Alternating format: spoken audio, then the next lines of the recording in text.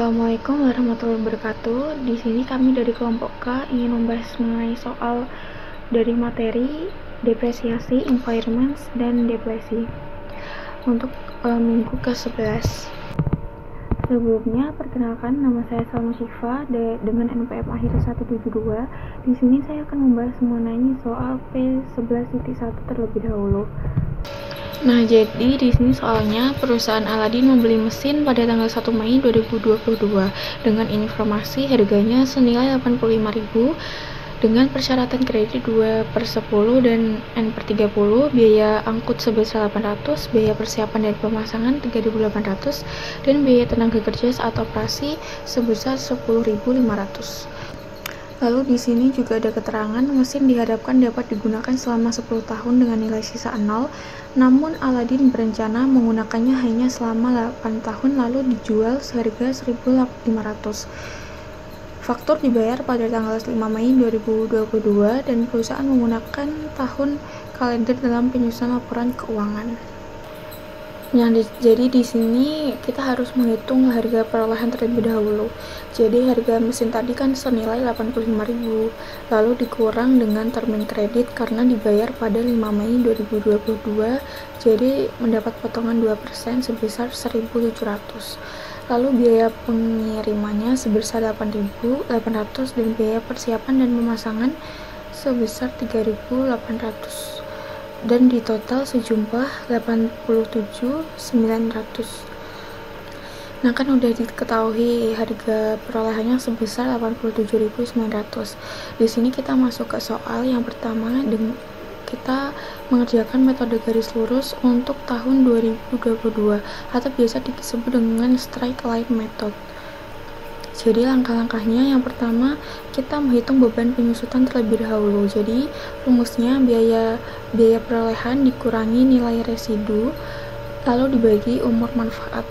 Nah, harga biaya perolehannya kan 87.900 diperoleh dari tadi, lalu dikurang nilai residunya sudah dicantumkan ke soal tadi, yaitu sebesar 1.500, lalu dibagi dengan umur manfaat juga diperoleh dari keterangan di soal tadi, yaitu 8. Nah, hasilnya yaitu 10.800. Lalu kita masuk ke metode dengan jumlah angka tahun atau biasa disebut dengan sum of the years pada tahun 2023. Jadi untuk menghitung metode tersebut, kita harus mencari tahu jumlah angka tahunnya berapa. Nah, tadi kan di soal diketahui untuk penggunaan mesin tersebut itu selama 8 tahun. Berarti untuk menghitung kita harus menjumlahkan 1 tambah 2 tambah 3 tambah 4 sampai 8. Lalu kita jumlah, yaitu nilainya 36. Lalu kita juga menghitung dasar penyusutannya juga.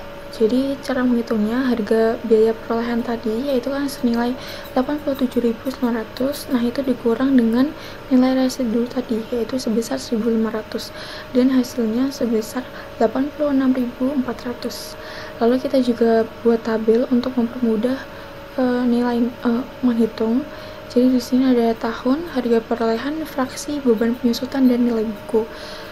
Untuk tahunnya kita kan awalnya tadi 2022. Nah, untuk 8 tahun berarti kita sampai ke 2029. Harga perolehannya tadi sebesar 87.900, lalu fraksi. Nah, untuk menghitung fraksi ini pada tahun 2022 ini pada tahun 2022 8 ini diperoleh dari tahunnya tadi 8 dibagi jumlah angka tahunnya kan 36, lalu dikali dengan dasar penyusutannya tadi dan nilainya 19.200. Nah, untuk tahun berikutnya juga seperti itu untuk penghitungannya. Lalu untuk menghitung beban penyusutannya ini ditambah dengan tahun sebelumnya. Misalnya pada tahun 2023 ini kan sebesar 36.000. Nah, ini didapat dari mana? Dari beban penyusutan tahun 2022 yaitu 19.200 ditambah dengan fraksi pada tahun tersebut. Nah, tahun 2023 kan 16.800. Nah, ditambah itu jadinya 36.000. Begitu juga dengan nilai bukunya. untuk nilai bukunya, cara menghitungnya, misal pada tahun 2022 nilainya itu kan 68.700. Nah, itu didapat dari harga perolehan dikurang dengan beban penyusutan pada tahun berikut. Jadi misalnya 87.900 dikurang dengan 19.200 pada tahun 2022 itu. Nah, hasilnya 68.700. Nah, kan di soal itu ditanyakan tadi beban penyusutan untuk tahun 2023. Nah, di situ sudah saya beri tanda warna kuning, yaitu sebesar 16.800. Jadi yang dilihat untuk hasilnya yaitu di fraksinya.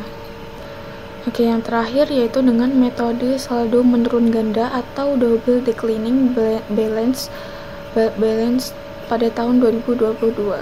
Nah, jadi untuk menghitungnya yaitu menghitung tarif penyusutan terlebih dahulu, yaitu rumusnya penyusutan tahunan dibagi biaya perolehan lalu dikurang nilai residu lalu dikali 100. Nah, penyusutan tahunnya kan 10.800 lalu dibagi dengan 87.900 dikurang 1.500 lalu dikali 100, hasilnya 12,5%. Lalu penyusutan tahun 2022 ini dua ini dapat dari rumusnya dari metode itu. Jadi ini rumus paten lalu dikali dengan tarif penyusutan tadi lalu dikali lagi dengan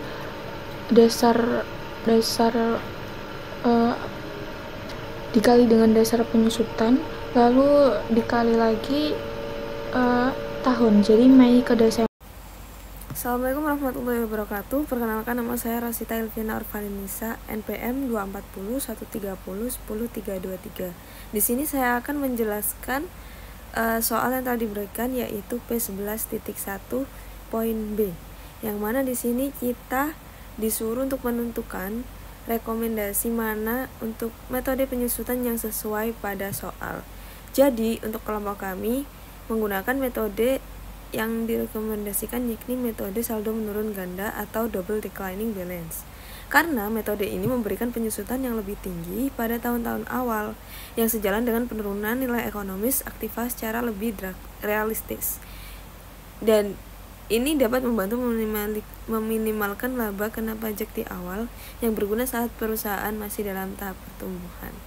Jadi metode ini sangat menguntungkan juga untuk produksi serta lain-lain untuk perusahaan tersebut. Jadi sangat menguntungkan. Baik, selanjutnya saya akan menjelaskan soal P11.2. Di sini kita disuruh untuk mencari penyusutan dengan dua metode. Di sini saya menjelaskan poin A dan poin B. Untuk poin selanjutnya akan dijelaskan oleh rekan saya. Baik, yang pertama metode straight line atau garis lurus. Untuk depresiasi tahunannya berarti kita menggunakan rumus biaya perolehan dikurangi nilai residu, kemudian dibagi umur manfaat. Sudah diketahui seperti soal, jadi kita langsung masukkan saja pada rumus. Sehingga biaya perolehan yakni 89.000 dan nilai residu yakni dikurangi 5.000 dan umur manfaat adalah 7. Jadi langsung saja dibagi 7. Kemudian kita mendapatkan hasil yaitu 84.000 dibagi 7 dan hasilnya adalah 12.000. Jadi depresiasi per tahunan adalah sebesar 12.000 untuk 12 bulan penuh. Kemudian pada tahun 2022 kita hanya menggunakan 7 bulan, yakni bulan Juni sampai bulan Desember saja. Sehingga kita kalikan untuk depresiasi tahunan tadi dikalikan dengan 7/12. Sehingga kita mendapatkan total 7.000. Kemudian untuk depresiasi 2023 karena menggunakan 1 tahun penuh, kita langsung saja memasukkan 12.000 karena itu sudah termasuk dalam depresiasi tahunan 12 bulan. Kemudian pada poin B kita disuruh untuk metode units of output atau satuan produksi dengan rumus yakni depresiasi per unit sama dengan biaya perolehan dikurangi nilai residu dibagi total unit produksi. Untuk biaya perolehan dan nilai residu tadi sama dengan soal, yakni 89.000 dikurangi 5.000, dan untuk total unit produksi yakni 525.000 yang ada pada soal. Kemudian kita langsung bagikan saja sehingga mendapatkan hasil 84.000 dibagi 525.000 dan hasilnya adalah 0,16 per unit. Kemudian pada tahun 2022 kita langsung mengalihkan saja pada 0,16, yakni 55.000 dikali 0,16. Kita mendapatkan hasil 8.800. Kemudian pada tahun 2023 48.000 pada soal dikali 0,16 tadi depresiasi per unitnya sama dengan mendapatkan hasil 7.680. Baik, untuk soal selanjutnya akan dijelaskan oleh rekan saya. C. Mencari working hours method. Depresiasi per jamnya yaitu 89.000 dikurangi 5.000 dibagi 42.000 sama dengan 2 per jam. Nah, untuk 2022-nya 6.000 dikalikan 2 sama dengan 12.000. 2023 5.500 dikali 2 sama dengan 11.000. D. Sum of the year digit untuk 2022 yaitu 7 per 28 dikali 84.000 sama dengan 21.000. Kemudian 7 per 12 dikali 21.000 hasilnya yaitu 12.250 untuk tahun 2022. Nah, sedangkan tahun 2023 yaitu 6 per 28 dikali 84.000 sama dengan 18. Yang E, double declining balance rate yaitu rate-nya 2 per 7 sama dengan 28,57%. Untuk 2022-nya 28,57% dikalikan 89.000 kali 7 per 12 yaitu sama dengan 14.847,59. Yang 2023 nilai buku akhir pada 2022 kan 14.847,59. Maka 89.000 dikurangi 14.847,59 sama dengan 74.152,41. Maka 28,57% dikalikan 74.152,41 sama dengan 21.190,37 untuk tahun 2023. Assalamualaikum warahmatullahi wabarakatuh. Saya Cegar Maulana dengan NPM akhir 191. Di sini saya akan menjelaskan tentang contoh soal dari materi depresi. Di sini saya memberi contoh soal itu PT Tambang Makmur membeli sebuah lahan seharga 9 miliar. Lalu ada biaya notaris sebesar 10% dari harga tanah dan ada biaya untuk orang yang mencarikan tanah tersebut sebesar 100 juta. Ternyata setelah dibeli, pada lahan tersebut mengandung biji besi yang diperkirakan mengandung 2 juta ton biji besi. Setelah ditambang, lahan tersebut diperkirakan masih memiliki nilai sisa sebesar 500 juta. Selama tahun 2024, PT Makmur berhasil menambang 400.000 ton biji besi. Di sini pertanyaannya adalah hitunglah total harga dari tanah tersebut. Nah, jadi total harga itu semua harga yang ada di situ dijumlahkan. Total harga tanah itu 10 miliar. Lalu di sini yang soal kedua adalah hitunglah tingkat depresi per unit. Jadi total tingkat depresi per unit itu caranya adalah biaya perolehan dikurangi nilai sisa atau residu dibagi total unit yang dapat ditambang.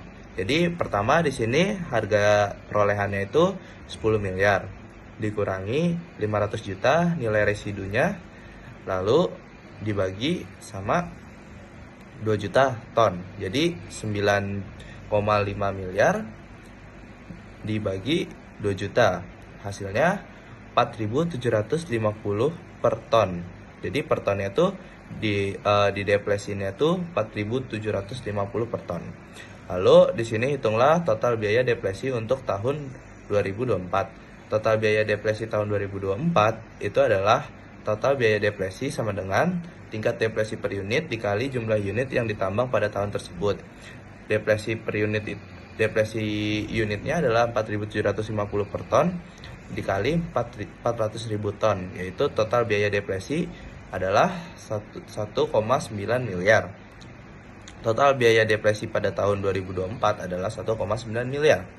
Lalu ayat jurnal untuk mencatat biaya depresi tahun 2024 yaitu beban depresi pada akumulasi depresi sebesar 1,9 miliar di debit, di beban depresi itu di debit, sedangkan akumulasi depresi itu di kredit. Kenapa? Karena beban depresi itu adalah beban yang dicantumkan karena dia memanfaatkan apa yang ada di dalam tanah tersebut.